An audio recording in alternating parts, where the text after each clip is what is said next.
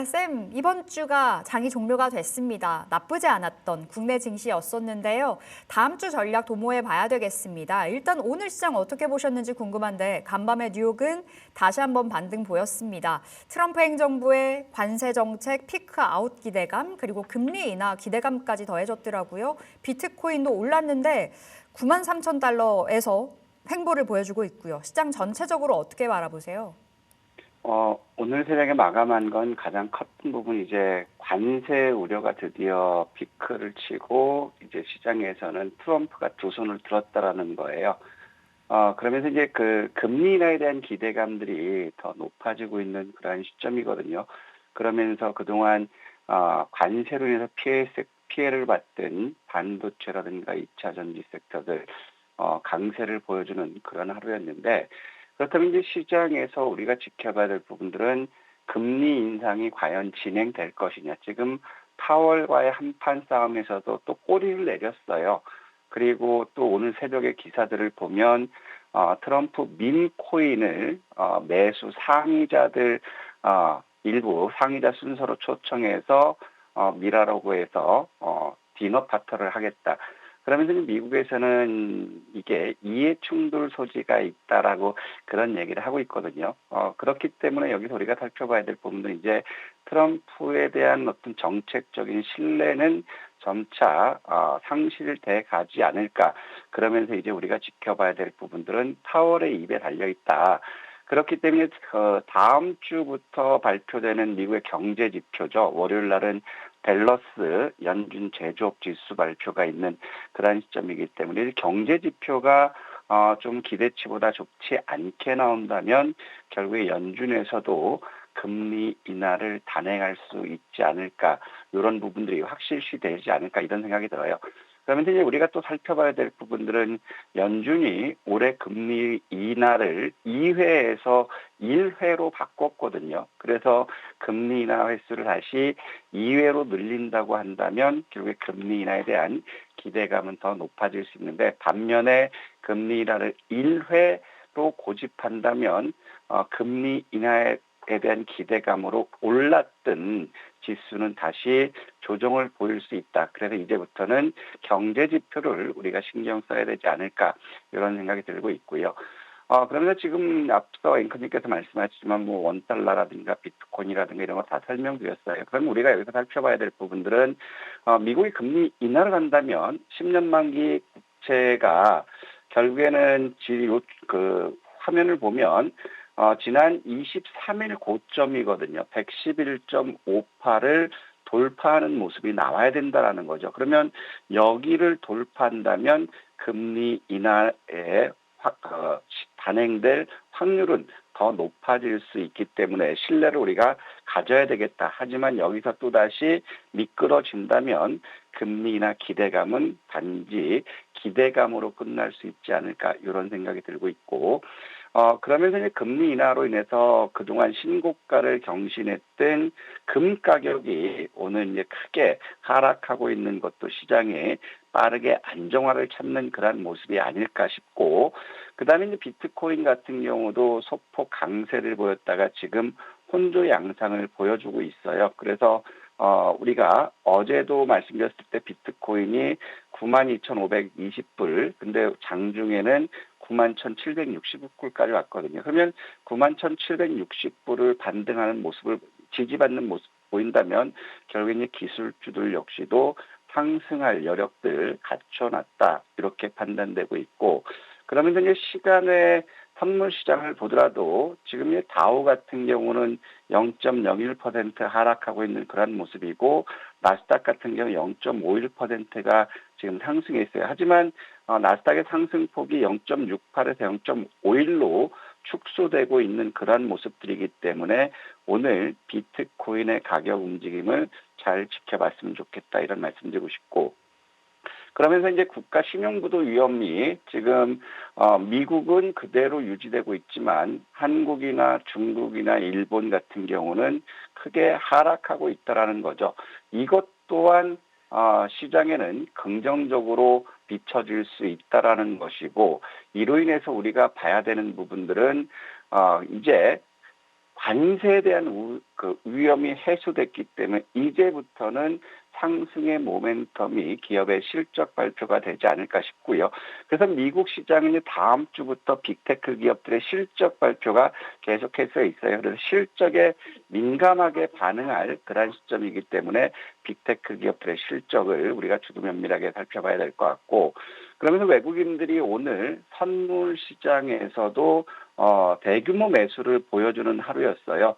4월 들어서 외국인들 선물을 보면 이틀 이제 지금 5,700억 이상 매수했던 게 오늘이 이제 두 번째라는 거거든요. 지난 외국인들 입장에서는 지난 4월 10일 날 지수가 큰 폭으로 상승했을 때 7,400억 매수를 했다가 두 번째로 매수하는 그런 모습이고, 또 코스피 코스닥에서도 선물 매수를 하고 있는 그런 모습들 보면, 자, 이제 궁극적으로는 시장의 긍정적인 모멘텀이 될 수 있는 그런 상황이고, 그래서 그동안은 전고점을 돌파할 모멘텀은 아직 없기 때문에 우리가 박스권으로 볼 수 있다라고 말씀드렸는데, 이런 상황이라면 미국의 금리 인하에 대한 기대감, 그렇다면 다시 300일 돌파 기대할 수 있지 않을까, 이런 생각이 들어요. 그래서 그동안 시장에서 관세로 인해서 피해가 컸던 섹터들이 이제는 강한 반등을 보이면서 결국에 지수 상승을 견인할 수 있지 않을까, 이렇게 판단됩니다. 네, 이렇게 시장 이야기 들어봤는데요. 시장 속에서 보여졌던 오늘의 특징 섹터들 살펴보겠습니다. 어딜까요? 오늘은 2차 전지 섹터들이 이제 두드러졌어요. 오늘 새벽에 나왔던 6시에 나왔던 기사 내용이 어떤 거냐면 CATL이 일냈다. 5분 충전으로 520km를 달리는 배터리를 출시했다. 이런 부분이거든요. 전기톱으로 쓸어도 폭발 위험이 없다. 이런 것들이 나왔고, 그다음에 삼성 SDI를 믿고 삼성 SDI 배터리를 쓰겠다. 제규어가 협력사로 지정했다라는 기사가 같이 나왔거든요. 그래서 CATL의 이 배터리가 뭐냐면 나트륨 이온 배터리예요. 그래서 나트륨 이온 배터리하면 항상 강조드렸던 게 애경 케미칼이 이제 대장이라고 항상 강조드렸는데, 자, 오늘 애경 케미칼 같은 경우는 그렇게 매수 기회를 크게 주지 않았어요. 오늘 보면 9시에서 보면 결국 애경 케미칼은 10% 이상 급등해서 나온 그런 모습이었기 때문에 애경 케미칼을 따라서 같이 움직이는 게 메가터치거든요. 메가터치가 나트륨 이온 배터리를 강세를 보였기 때문에 오늘 동시효과부터 메가터치 매수 기회 줬고, 또 이것과 함께 움직이는 게 자이글이 이제 대장주였거든요. 자이글 역시도 거래가 없었기 때문에 우리는 메가터치로 봤지만 이것들도 같이 움직였어요. 그러면서 장중에 WCP가 이제 나트륨 배터리 관련 장비를 한다. 그런 기사가 나오면서 장중에 상한가 무렵까지도 같이 갔다 왔고, 또 아울러서 백광산업이죠. 지금 이제 PKC로 바뀌었는데 백광산업 역시도 나트륨 이온 배터리 이슈가 나오면서 오늘 급등 나왔고, 그다음에 나인테크가 나트륨 이온 전지의 국내 유일 장비 업체다. 이런 것 때문에 강세를 보였는데, 나인테크는 좀 조심해야 될 게 240만 주의 전환사채가 주식으로 전환됐어요. 어제부터 파는 건데, 그렇다면 어제 기준이면 이틀 전부터 팔 수 있는 그런 양인데 아직 매도가 나오지 않았다라는 거죠. 그러면 나트륨 이온 배터리에서 나인테크가 3,775원을 돌파한다면 다시 한번 이건 돌파겠지만, 우리가 조심해야 될 거는 전환사채 물량 매도 나오는 것들, 이 부분을 좀 조심해야 될 것 같고, 그다음에 SK 하이닉스가 HBM을 기반으로 해서 이익 성장률의 날개를 달았다. 이런 기사가 나왔고, 그다음에 금리 인하에 대한 기대감으로 브로드컴이라든가 ARM이라든가 엔비디아 이런 반도체 섹터들이 이제 급등했다라는 기사를 통해서 아침부터 SK 하이닉스가 강세를 보였고, 그러면서 마이크로 투나노라든가 리노공업이라든가 그다음에 퀄리타스 반도체, 이런 반도체 섹터들이 강세를 보였죠. 퀄리타스 반도체는 어제는 이제 CXL 쪽이었어요. 그래서 오늘 같은 경우에서 이제 어제 고점 15,820원을 돌파한 그러한 국면이기 때문에 퀄리터스 같은 경우는 15,800원 수준, 15,700원 수준을 지지하는 그런 모습 본다면 CXL 이슈로 해서 300일 돌파 나올 수 있다. 그랬기 때문에 이제 반도체 섹터에서는 우리는 HBM 섹터보다는 CXL 쪽들을 우리가 집중해서 이제 봤으면 좋겠고, 그 다음에 오늘 정부에서 수소와 탄소 중립 국제 공동 R&D 기후 환경 신규 과제를 선정하면서 233억을 책정했다라는 기사가 있었거든요. 그래서 최근 들어서 이재명 대표가 강원도에서 수소를 강원도 지역 발전에 매체로 삼겠다라는 것 때문에 수소 쪽들이 강세를 보였다고, 오늘도 수소 이슈로 인해서 범한 퓨얼셀이 오늘 장중에 급등을 했고, S퓨얼셀이라든가 그다음에 두산 퓨얼셀이라든가 그다음에 요것 같지 않은 상하 프론테크 아니면 DGP 이런 이제 수소 섹터들 역시 강세를 보였다라는 거죠. 그래서 여러분들께 말씀드렸던 것처럼 이제 신재생 쪽에서 하나솔루션이 이제 태양광 이슈에서 이제 계속해서 급등 나오는 그런 모습 보면 이제는 수소 역시도 시장의 이슈가 될 수 있는 그런 부분이라고 말씀드렸기 때문에 수소 섹터 또한 우리가 잘 지켜봐야 되지 않을까 그런 생각이 듭니다. 오늘 네 가지의 포착 섹터 그리고 그 안에 있는 종목들 살펴봤습니다. 이제 내일장 반전 포인트, 다음 주에 일정 체크해 볼게요. 어떤 포인트 맞춰봐야 될까요? 다음 주에는 이제 지수가 상승하면서 그동안 주춤했던 정책 수혜 섹터들이 움직일 수 있지 않을까 싶어요. 왜냐하면 민주당 대선 후보 선출이 일요일 날 확정되는 그런 상황이 있고, 두 번째 다음 주 화요일 날 국회 예결이 추경 의결이 있어요. 국회에서. 그러면 일단 이런 부분들은 정책 관련 수혜주들이 움직일 수 있는 포인트가 될 수 있기 때문에 정책주들 지금 3일 동안 조정을 잘 받았거든요. 그렇다면 이제 조정을 받았던 섹터에서 주도주로 몰락할 수 있는 것이 결국에는 인공지능 섹터가 가장 수혜를 본다고 했잖아요. 그렇다면 정책 관련주들에서 인공지능주들 조정을 잘 받았기 때문에 다음 주 쪽에서는 인공지능 쪽들 한번 봐야 될 거고, 그 다음에 다음 주에는 이제 방위산업추진위원회가 개최돼요. 여기서 차세대 함정이라든가 항공이라든가 선정이 일단 다음 정부로 넘어간다고 했지만 여기서는 어느 정도 가닥이 나오기 때문에 방산 항공 섹터들이 최근 들어 주춤했는데 여기서 움직일 수 있지 않을까 싶어요. 그리고 또 다음 주에 한미 통합 국방 협의체가 같이 있어요.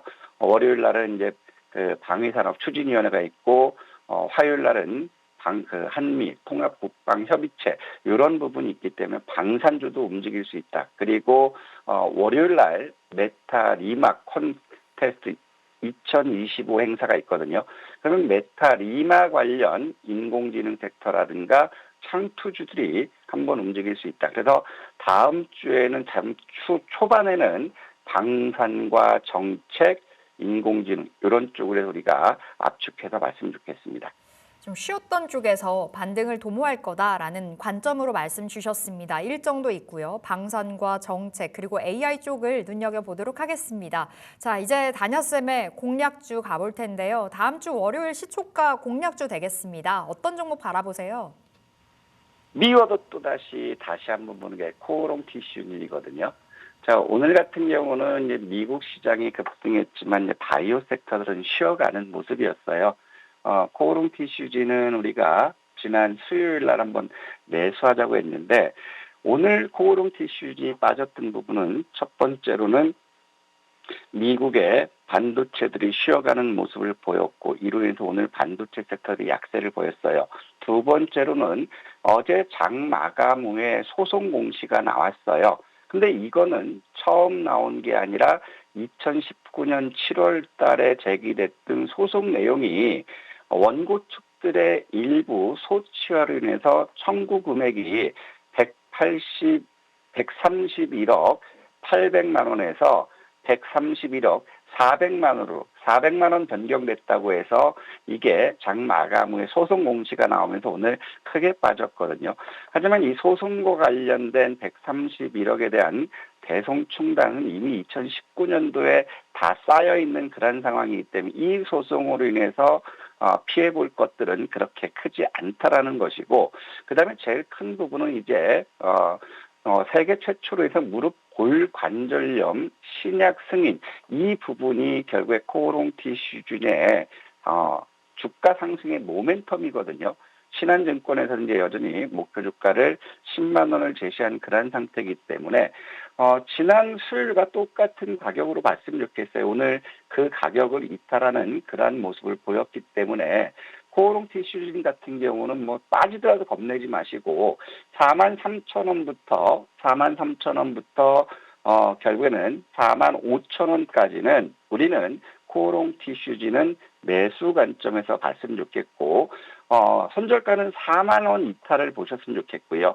목표 주가는 1차로 53,000원, 2차로는 59,000원 돌파를 지켜보자.